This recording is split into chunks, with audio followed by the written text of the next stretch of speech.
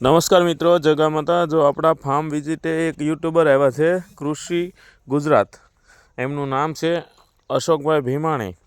તો શું કહેવા માગે છે અને શું પૂછવા માગે છે જાણીએ એમની પાસે. નમસ્કાર ખેડૂત મિત્રો, ગામડિયો ગુજરાતી યુટ્યુબ ચેનલમાં આપ સૌ મિત્રોનું અશોક ભીમાણી હાર્દિક સ્વાગત કરું છું. આજે આપણે પ્રાકૃતિક ખેતીથી જે શાકભાજી તૈયાર થાય છે એનાથી શું ફાયદો છે અને ખેડૂત પ્રાકૃતિક ખેતી જે પોતે કરે છે તો એનાથી એને પોતાને શું ફાયદો છે એના વિશે આપણે માહિતી લઈએ. તો તમારું સૌપ્રથમ તો હાર્દિક સ્વાગત છે અને તમારો પરિચય આપો અને તમને પ્રાકૃતિક ખેતીથી શું ફાયદો થાય એના વિશે થોડી માહિતી આપો. જય ગાય માતા. મારું નામ દિલીપ કે હિરપરા, ગામ મીઠાપુર, તાલુકો ધારી, જિલ્લો અમરેલી. મોબાઈલ નંબર છે 9586240777 95862 40777. લોકો એમ પૂછે છે પ્રાકૃતિક, ભાઈ જેમ સવાલ કર્યો ને એમ લોકો પૂછે પ્રાકૃતિક કૃષિ કરવાથી તમને શું ફાયદો? તો અમને ફાયદો એ કે તમે ગમે એટલા પૈસા ખર્ચશો પણ તમને ક્યાં ખાતરી છે કઈ વસ્તુ કેવી આવે છે, કેમાં કેટલા ન્યુટ્રિશન વેલ્યુ છે.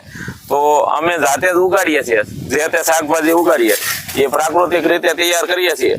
જો આ રીંગણ છે, મરચા છે, તુરિયા છે, ધાણા છે, મેથી છે, દૂધી છે, એવી રીતના પાલક છે. આ બધી ન્યુટ્રિશનની જ વસ્તુ છે. સીતાફળ છે, આ બધું જ આપણા ફાર્મમાં તૈયાર કરીએ છીએ. તો આપણી પાસે તો કંપની છે ને આપણે થોડું બહાર લેવા જવાય, અને જે કરીએ તેમાં ઝેર મુક્ત તૈયાર કરીએ. એટલે સારી વસ્તુ ખાવાથી આપણું તો સ્વાસ્થ્ય 100% સુધરશે. જો આપણે આપણા ઘરનું ન વિચારીએ તો દુનિયાનું શું વિચારવાનું એમ. આપણે સમાજ સેવા કરવી છે તો પ્રાકૃતિક કૃષિ કરો એટલે સમાજ સેવા ઓટોમેટિક થઈ ગઈ. આપણે શાકભાજી છે એ ઘરનું કરીએ છીએ, એવી રીતના બીજા પ્રાકૃતિક પેદાશો લેતા હોય તો એનું વેચાણ કરીએ તો આપણે તો ઓલું છે કે આત્મ મનોમંથન એવું છે કે આપણે કોક બીજા લોકોને પણ સારા સ્વાસ્થ્યનું વિચારીને આપણે વસ્તુ તૈયાર કરી છે. માનો કે પ્રાકૃતિક કૃષિ ઉત્પાદન રાસાયણિક વાળાને આવતું એટલું તો આપણે આવે છે, પણ રાસાયણિક વાળાને યાર્ડમાં વેચવું છે, એમાં ન્યુટ્રિશન લેવલ ઘટે છે. ઘટવાનું કારણ રાસાયણિક ખાતર અને જંતુનાશક દવા છે. એ વસ્તુ આપણે નથી વાપરતા એટલે આપણી જમીન ફળદ્રુપ છે, જમીન ફળદ્રુપ છે એટલે ન્યુટ્રિશન લેવલ અને પોષક તત્વો સારા છે. સારા પોષક તત્વો વાળી વસ્તુ આપજો તો લોકો ખાશે તો એનું સ્વાસ્થ્ય સુધરે છે. તો એના પણ આપણે આશીર્વાદ હોય છે. પ્રકૃતિની રક્ષા થાય, ગાય આધારિત ખેતી કરીએ એટલે ગાયની રક્ષા થાય. બાકી તો ખબર છે ઘણી ગાયું ગૌશાળામાં વધી છે. બીજે તો અત્યારે ગાયું મળવી પણ મુશ્કેલ છે. ગાયને માતા કહેવામાં આવે છે. કન્યાદાનમાં ગાયનું દાન કરવામાં આવે છે પણ ચાંદીની દેવામાં આવે છે. ગાયને માતા કહેવામાં આવે છે પણ કોઈ પાળતું નથી. રખડતી હોય ને આપણે શેઠે આવી હોય તો આપણે મારીને કાઢી મૂકીએ છીએ. એક વખત આપણી ઘરે ગાય બંધાઈ જાય અને પ્રાકૃતિક કૃષિ કરીએ, ગાયના દૂધ ઘી ખાવા મળીએ, પછી ગાય પ્રત્યેનો આપણો ભાવ વધી જાય. ગાયમાં 33 કોટી ઔષધિ છે. જેમ આપણે 33 કોટી દેવી દેવતા કહીએ એવી રીતના 33 કોટી ઔષધિ છે.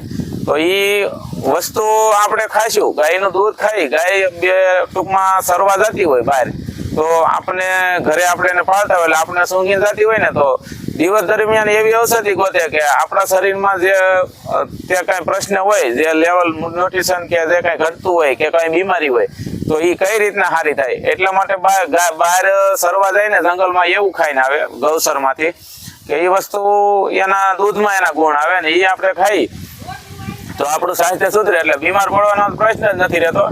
પણ આપણા સ્વાસ્થ્યનું ગાય માતા આપણું ધ્યાન રાખે. એટલે ગાય માતાને આપણે નથી પાળતા, એ આપણને પાળે છે, પણ આપણે એને આંગણું ખાલી દીધું છે.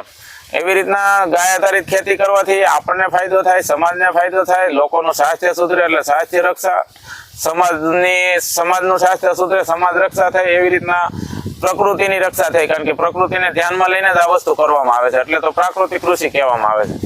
એટલે ગાય અને જમીન અને પાણી બધાનું રક્ષણ એટલે ગાય આધારિત ખેતી. તો સાહેબે સવાલ કર્યો ને કે તમને આમાં શું ફાયદો, તો અમને આ રીતના સમાજ સેવાનો મોટામાં મોટો લાભ મળે છે. એ જ ફાયદો છે. ખાલી પૂરતી ખેતી નથી, પણ આની સાથે સમાજ સેવા જોડાયેલી છે અને લોકોનું સ્વાસ્થ્ય માટે પણ વિચારીને કામ કરીએ છીએ. એટલા માટે અમે કામમાં નથી કરતા પણ કામમાં માટે પ્રાકૃતિક કૃષિ કરીએ છીએ કે લોકોના આશીર્વાદ મળશે ને તો આપણું આગળનું જીવન સારું રહેશે. બાકી તો આપણને ખબર જ છે શહેરી જીવનમાં ભાઈ ક્યાં ગયા હતા તો એ કે બસ ઘેરે જતા હતા, સૂતા હતા તો એટેક આવી ગયો. એટલે આવું નોર્મલ થઈ ગયું છે. એટેક શું છે, એ 100 વર્ષ કે 80 વર્ષે એટેક આવ્યો હોય તો એ એટેક કહેવાય, પણ આ તો દુર્ઘટના કહેવાય કે 20 વર્ષની ઉંમરે એટેક આવી જાય. એટલે આ બધા પ્રશ્નમાં અત્યારે ડાયાબિટીસ 30 વર્ષે ડાયાબિટીસ હોય, એવી રીતના બીપી નો પ્રશ્ન 30 વર્ષથી આવી જાય છે. આ બધું 70-80 વર્ષે આવે તો આપણને એમ થાય કદાચ વાંધો નહીં, પણ હવે આપણે કામ કરવાની અને સારું જીવન જીવવાની ઉંમર આવે ત્યાં ઘણા પ્રશ્ન આવી જાય. તમારે ગળ્યું ખાવું છે, પૈસા છે, પેંડા છે, પણ ડાયાબિટીસ થઈ ગયા તો એટલે ખાલી પ્રાકૃતિક કૃષિ ખાલી કામમાંની નથી, પણ લોકોના આશીર્વાદ પામવા માટેની પણ સારી છે. દાન કરવું એથી આવી રીતના પ્રાકૃતિક કૃષિ કરતા લોકોને સહયોગ કરવો. સહયોગ મતલબ પૈસા દેવા નહીં, પણ એની પાસેથી ખરીદી કરીએ અને અન્ય લોકોને વાત કરીએ કે શુદ્ધ ખાવું હોય તો પ્રાકૃતિક કૃષિનું ખાવું જોઈએ. તો આવી બધી નેમ લઈને અમે પ્રાકૃતિક કૃષિ કરીએ છીએ. એટલે આજ નહીં તો કાલ હું એમ નથી કહેતો મારી પાસેથી લ્યો, પણ તમે ક્યાંક કોઈ વૈદ્ય પાસે જાવ ને તો એમ કહે છે કે ઝેર મુક્ત ખોરાક ખાવ અને સારું સ્વાસ્થ્ય થાય. ખાલી દવાથી સ્વાસ્થ્ય સુધરે એ વાત શક્ય નથી. તો આપણે અત્યારે 30 વર્ષની ઉંમરે ડાયાબિટીસ હોય તો 30 વર્ષની ઉંમરથી ટીકડી લેતા હોય, 80 વર્ષનો થાય, મૃત્યુ થાય ત્યાં સુધી ટીકડી લઈએ. તો ટીકડી સારું થઈ જતું હોય તો કાયમી ટીકડી થોડી લેવી પડે. એનો મતલબ એમ કે એલોપેથીમાં તમારે જે કાંઈ દવા આપણે લઈએ એ દવા ખાલી આપણા રોગને મંદ કરવાનું કામ કરે, મટાડવાનું કામ ન કરે. અને એલોપેથીના સંશોધન થયા ત્યારની વાત એવી છે કે જે વસ્તુ જે એલોપેથીની ટીકડી કે દવા કામ કરશે એની સાથે નુકસાન પણ કરશે. એ તો વિજ્ઞાને પણ સ્વીકાર્યું છે. એટલે આપણે માનવામાં શરમ ન અનુભવી, પણ પ્રાકૃતિક કૃષિની ખેત પેદાશ ખાવાથી સ્વાસ્થ્ય સારું રહે અને પ્રશ્ન હોય તો આપણે ઔષધીય વસ્તુનો ઉપયોગ કરવો જોઈએ. સીધું દવાખાને ન જવું જોઈએ. આપણું શરીર છે એ કોઈ કચરા પેટી નથી, અમૂલ્ય શરીર છે અને માનવ જીવન ભાગ્યે જ મળતો હોય છે. બાકી તો ખબર છે કેટલી યોનિમાં પ્રસાર થઈ હતી, એક વખત માનવ જીવન મળે છે તો જીવન મળ્યું છે તો સારું જીવવું એ પણ આપણી જવાબદારી હોય છે. બાકી આપણે કહેવતમાં સાંભળીએ પહેલું સુખ છે જાતે નરિયા, તો એ કઈ રીતના આ રીતના આપણે આપણા શરીરનું સ્વાસ્થ્ય વિચારીને શું કરવું એ આપણે નિર્ણય લેવો પડશે. કોઈ દુનિયા વિદેશમાંથી આવીને એમ કહે કે ગાયમાં આ વસ્તુ છે તો આપણે માનશું. ગાયના માથે ખાલી શિંગડા ઉપર ખાલી હાથ ફેરવાથી આપણા મગજમાં ક્રોધ ઉતરી જાય છે. હાથ ફેરી શિંગડે ને ક્રોધ મગજમાંથી ઉતરી જાય. આનાથી મોટું સાયન્સ કેવું હોય? આ અનુભવ કરો તો ખબર પડે. વિજ્ઞાન કહે ને ત્યારે આપણે માનશું, અત્યારે અનુભવ નહીં કરીએ, હસીને કાઢી મૂકશું વાતને. ગાયની ગળાની નીચે ગોદરી જેવી ઝાલર હોય, એ ઝાલરને હાથ ફેરવો ને તો બીપી કંટ્રોલ થઈ જાય. ખાલી હાથ ફેરવા કંટ્રોલ થઈ જાય. એના શરીરની અંદરથી દૂધ પ્રસાર થાય છે. એ દૂધ ખાવ, દૂધ ઘી ખાવ તો કેટલું સ્વાસ્થ્ય સુધરે. ગાયની ઉપર કોટ હોય, કુંજ વાળી ગાય હોય ને એને જ ગાય કહેવામાં આવે. ગાયની કુંજ ઉપર સૂર્યકેતુ નાડી હોય, એનું સીધું કનેક્શન દૂધ હારે હોય. ગાયનું દૂધ આપણે જોઈએ તો સેજ પીળાશ ઉપર હોય, ડલ હોય. એનું કારણ એ કે સૂર્યકેતુ નાડી છે અને એ સૂર્યપ્રકાશમાંથી સુવર્ણ ખેંચીને ગાયના દૂધમાં આપે છે. એટલે એ સુવર્ણયુક્ત દૂધ પણ કહી શકાય. અને ગાયનું ઘી પીળું થાય એનું પણ સીધું રીઝન એ છે કે એમાં ગાયમાં સૂર્યકેતુ નાડી છે, એના હિસાબે દૂધ પીળું અને એનું ઘી પીળું. એટલે ઘી તો આપણે કહીએ છીએ, બાકી પૃથ્વી પરનું અમૃત હોય ને તો ગાયનું ઘી છે. અને એ ઘી ના અમે પંચગવ્ય નસ્ય બનાવીએ. એવી રીતના અલગ અલગ માનો કે ગાયનું દૂધ, ઘી, ગૌમૂત્ર, ગોબર રસ, દહીં આ બધો ઉપયોગ કરીને પંચગવ્ય નસ્ય કરીએ. નસ્ય ખાલી નાકમાં 2-2 ટીપા નાખીએ ને તો નાકથી લગીને ગળાથી ઉપરના કાંઈ પણ પ્રશ્ન હોય, મગજ શક્તિ, યાદશક્તિ, આધાશક્તિ, પેરેલિસ, માઇગ્રેન, પછી એ સિવાય આંખની બળતરા, દુખાવો, નંબર આંખના નાની ઉંમરથી વાળ ખરતા હોય, એવી રીતના ઘારોડતા હોય કે નાકમાં મસા હોય, કાનનો દુખાવા, બધામાં કામ કરે એવી રીતના એવા પંચગવ્ય નસ્ય બનાવીએ છીએ અને ડાયરેક્ટ ગ્રાહક સુધી પહોંચાડીએ છીએ. એટલે આ રીતના ગાયને આપણે હવે ઢોર તો કેમ કહી શકીએ, ગાયમાં એટલી બધી ઔષધિ મળતી હોય તો એ ખ્યાલ ક્યારે આવે કે તો પ્રાકૃતિક કૃષિ કરતા હોય તો ફરજિયાત ગાય રાખવી પડે. ગાય રાખીએ એટલે આવા બધા અનુભવ થાય અને અનુભવથી જ આપણે કહી શકીએ કે આ ખરેખર કામ કરે છે. બાકી તો ખાલી વાત કરીએ કાંઈ નહીં થાય, પણ ક્યારેક અનુભવ કરીને તપાસ કરી શકાય તો ખ્યાલ આવે. આવી રીતના અમે પ્રાકૃતિક ખેતી કરીએ, એમાં જે તે વસ્તુ તૈયાર કરીને એનું મૂલ્યવર્ધન, આ એક વાત કરી, એવી રીતના બધી વસ્તુ બધા પાકનું મૂલ્યવર્ધન ગ્રેડિંગ કરી તૈયાર કરીએ છીએ. મેથી વાવીએ તો મેથીની કોફી તૈયાર કરી અને પાવડર કરીને એ નેચરલ કોફી તૈયાર કરીને ગ્રાહક સુધી પહોંચાડીએ છીએ. એવી રીતના હળદર હોય તો હળદરનો કોલ્ડ પ્રોસેસથી પાવડર કરીએ. પાવડર કરીને સૂકવી ટૂંકમાં મેથીને હળદરને પત્તી કરીને સૂકવીને પાવડર કરીએ અને એ પાવડર સીધો ગ્રાહક સુધી પહોંચાડીએ. તો એ સારા ન્યુટ્રિશન માટે આપણે બાફાની જગ્યાએ પતી કરીને સૂકવીને પાવડર કરી એટલે ન્યુટ્રિશન અને કર્ક્યુમ સારા રહે. હળદર ખાવાનું મહત્વ એ જ છે કે એમાં કર્ક્યુમ સારા હોવા જોઈએ. આપણી હળદરમાં 4 થી 5% કર્ક્યુમ હોય છે, જે ખૂબ જ ઊંચું લેવલ ગણી શકાય. બાકી બજારમાં મળતી આપણને ખબર છે ભેળસેળ વાળા પેપરમાં પકડાય જ છે કે ખાલી ને ખાલી ચોખાની આયાત કંપનીમાં ચોખા જતા હતા ને અંદરથી હળદર થઈને બહાર નીકળતી હતી. આ કયું સાયન્સ છે કે હળદર ચોખામાંથી બને? એટલે આ આપણે એમ નથી કહેતા બધા એવું ડુપ્લિકેટ વેચે, પણ ક્યાંય ને ક્યાંય તો એનો શેડો અડતો જ હોય. કારણ કે અમે પોતે તૈયાર કરીએ, અમને ખબર છે કે સસ્તું વેચવું પોસાય નહીં, અને આ 150 માં 100 માં હળદર મળતી હોય એ કેટલું સાચું હોય, કેટલું શક્ય ગણાય. તો અમે આ રીતના કોલ્ડ પ્રોસેસથી તૈયાર કરી સારા ન્યુટ્રિશન વાળી હળદર. તો અમારી હળદર અમે 300+ માં વેચીએ છીએ તો વેચાઈ જાય છે અને લોકોના રિસ્પોન્સ પણ સારા મળે છે. આવું 2019 થી કરીએ છીએ અને અત્યારે હાલમાં ચાલુ જ છે બધું. કહેવાનો મતલબ એ કે જે વસ્તુ કરીએ એ પ્રોસેસ કરીને ગ્રેડિંગ કરીને ગ્રાહકના ઘર સુધી નેચરલ અને ઓરિજિનલ વસ્તુ પુગાડવાનો પ્રયત્ન કરીએ છીએ. ખાલી કમાણી કરવા નહીં, પણ એની સામે જે લોકો આપણા ગ્રાહક આપણે આગળ ટૂંકમાં એની વસ્તુ લેવા માટે જે ખર્ચ કરે છે એનું મૂલ્ય પણ આપણે સારું મળે એવો પ્રયત્ન કરતા હોય છે. એવી રીતના ચણા હોય તો ચણાની દાળ કરીએ, તુવેર હોય તો તુવેરની દાળ કરીએ, ચણાનો લોટ પણ કરીએ. આવી રીતના અન્ય કોઈ પણ ખેત પેદાશ, જે માનો કે જીરું અને ધાણા હોય તો એનું ધાણા જીરું પાવડર કરીને તૈયાર કરીને દઈએ. એવી રીતના વરિયાળી છે તો વરિયાળીનો મુખવાસ કરશું, વરિયાળીના પેકિંગ કરશું, નાના 200 ગ્રામના પેકિંગ કરીને એ પણ ડાયરેક્ટ ગ્રાહકના ઘર સુધી પહોંચે. એવી રીતના બધું અમારું ટૂંકમાં પ્લાનિંગથી કામ હોય છે. જે વસ્તુ વાવેતર કરીએ, રાઈ હોય કે રાજગરો હોય, જે વાવેતર કરીએ છીએ એ બધું જાતે જ પેકિંગ કરીને ગ્રેડિંગ કરીને ડાયરેક્ટ રસોડામાં વપરાય એવી રીતના બધું તૈયાર કરતા હોય છે.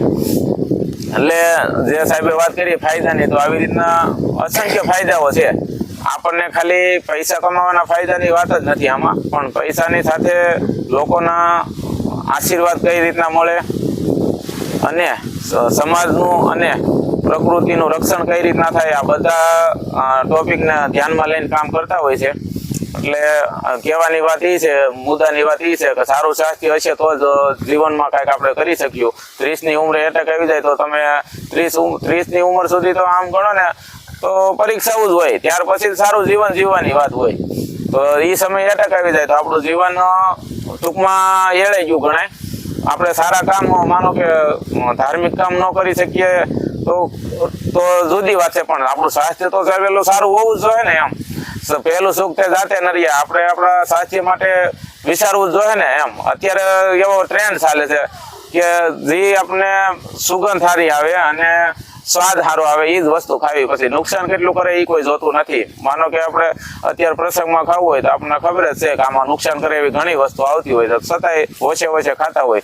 એટલે શરીરને કચરાપેટી સમજીએ છીએ, પણ ખરેખર શરીર કચરાપેટી નથી. આ મનુષ્ય અવતાર અમૂલ્ય છે અને કેટલી યોનિમાંથી પ્રસાર થાય ત્યારે એક વખત મનુષ્ય અવતાર આવે એ બધા જાણીએ છીએ. તો જાણીને ખાડો છે અહીંયા હું કામ પડવું જોઈએ, આ વાતને ધ્યાને લઈને અમે કામ કરીએ છીએ. એટલે સારું સ્વાસ્થ્ય અને સારી પ્રકૃતિ, ટૂંકમાં સારું વાતાવરણ, બધું સારું જોતું છે તો પ્રાકૃતિક કૃષિની હારે રહેવું પડશે. માનો કે પ્રાકૃતિક કૃષિની વસ્તુ ખાવી જો અથવા પ્રાકૃતિક કૃષિ કરવી જો હે, અને પ્રાકૃતિક કૃષિનું વેચાણ કરતા ખેડૂતોનો પ્રસાર કરવો જોઈએ. હું એમ નથી કહેતો મારી પાસેથી લ્યો, પણ ક્યાંય પણ થી લ્યો તો સારી વસ્તુ લ્યો, ડાયરેક્ટ ખેડૂત પાસેથી લ્યો તો તમને એમાં ફાયદો થાય. બાકી તો જો સિંગ તેલ આપણે 50 કિલો સિંગ ખાલી તેલ કઢાવીને 50 કિલોનો તો એક જ ડબ્બો ભરાય છે, અને એ ડબ્બાની પડતર થાય ને 3500 આસપાસની થતી હોય છે. આપણને 1500 માં 2000 માં સિંગ તેલ મળે તો એ કઈ રીતના આપણે સાચું માની શકીએ? જો મારી વાત માનવા ન આવતી હોય તો આપણે મગફળી લઈને એક વખત પિલાણ કરાવી દો, એ શુદ્ધ છે. એટલે આવું બધું ખાલી તમારી જાતે જ તમે લેબ ટેસ્ટ કરી શકો. આમાં ક્યાંય લેબ ટેસ્ટ કરાવવાની જરૂર જ નથી. તમારે હાથે કરાવો એ તૈયાર થાય એટલું થતું નથી. ચોખામાં તેલ નથી નીકળ્યું, બજારમાં મળે છે તો આપણે ખાવું જ ન જોઈએ ને. એમ સમાજમાં વાતો કરીએ કાંઈ નહીં થાય, પણ આપણે કંઈક આપણે જોહે ઉત્તમ તેલ તલનું છે તો આપણે એ તો તલને તો હમુય નથી જોતા. એથી બીજા નંબરે મગફળી હોય કદાચ, પણ મગફળી નું હાથે કઢાવો તો શું જ છે. બાકી 1500 નો 2000 નો ડબ્બો લ્યો એ તમારે વિચારવાનું કેટલું શુદ્ધ હોય. તો અત્યારે બહુ પ્રશ્ન છે કે ટ્રાન્સપ્લાન્ટ, આપણે જે ગોઠણની ઢાંકણી કે ગોઠણ બહુ દુખે છે તો એનું ટ્રાન્સપ્લાન્ટ કરાવી નાખી, સરકાર પૈસા આપે. સરકાર પૈસા આપે છે એનો મતલબ એવો થોડો છે કે આપણા શરીરના અંગે અંગ ખોલી નાખવા. મફતમાં થતું હોય તો હું કામ ખોલવું જોઈએ એમ. આપણા શરીરમાં ક્યાંક ને ક્યાંક તેલની ઉણપ છે. તેલની ઉણપ કેમ છે તો કે આપણે ચોખાનું, ઓઈલનું, મગનું જેનું આવે એનું તેલ ખાઈ, મકાઈનું ખાઈ, ચોખાનું ખાઈ. ખાવાનું તેલ તો તલનું અને મગફળીનું છે. ઈ તેલ રેગ્યુલર ઉપયોગ કરવા માંડો, પૈસામાં જાજો ડિફરન્સ નહીં પડે, પણ દવાખાને જ નહીં જવું પડે ને. ટ્રાન્સપ્લાન્ટ કરાવ્યા પછી એવું માનો કે ઢાંકણી બદલ્યા પછી એવું થોડું નક્કી છે કે સારું થઈ જ જાય. ઈ કરતા આપણે ઈ વસ્તુનો પ્રશ્ન જ ન આવે એવું કઈક રસ્તો અપનાવવો જોઈએ. અને ઈ રસ્તો અપનાવવા માટે પ્રાકૃતિક ખેત પેદાશ જ ખરીદવી પડશે, એનાથી જ થશે. અથવા પ્રાકૃતિક ખેત પેદાશ આપણે જાતે ઉગાડવી પડશે. અત્યારે સિટીમાં જે લોકો સમજી ગયા ને એ ઘરે ગાય રાખતા થઈ ગયા છે. બંગલો આલીશાન હોય ને તો અહીંયા આગળ ગાય હોય, એટલે ગાયને પ્રાધાન્ય આપીને જ હાલવું પડશે.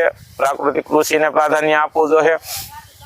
અને ઈ નહીં કરવું હોય તો કાંઈ ટૂંકમાં છે જ નહીં દુનિયામાં. પ્રાકૃતિક ખેતી અને ગાય નહીં હોય તો જીવસૃષ્ટિ